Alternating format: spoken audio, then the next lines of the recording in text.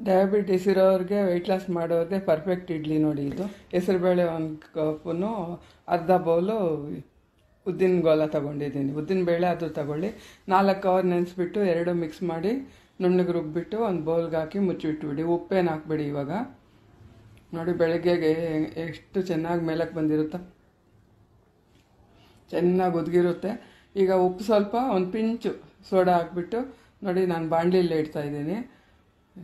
ಇದೆಲ್ಲ ತೆಗಿಯೋದೇನಕ್ಕೆ ಅಂತ, ಇದು 1-2 ಇಡೋದಾದರೆ ಈ ಥರ ಇಟ್ಕೋಬೋದು ಆರಾಮಾಗಿ, ಚೆನ್ನಾಗಾಗುತ್ತೆ. ಒಂದು 7 ನಿಮಿಷ ಅಷ್ಟೇ. ಒಳ್ಳೆ ಮೆತ್ತಗಿರೋ ಇಡ್ಲಿ. ಇದು ಅಕ್ಕಿ ರವೆ ಹಿಟ್ಟು ಏನು ಹಾಕಿಲ್ಲ ಅಂತಲೇ ಗೊತ್ತಾಗಲ್ಲ, ಅಷ್ಟು ರುಚಿಯಾಗಿತ್ತು. ತುಂಬಾ ಚೆನ್ನಾಗಿರುತ್ತೆ. ಇದಕ್ಕೆ ನೀರಾಗಿ ಚಟ್ನಿ ಮಾಡಿಕೊಂಡು ತಿನ್ನಿ, ತುಂಬ ಸಖತ್ ರುಚಿಯಾಗಿರುತ್ತೆ.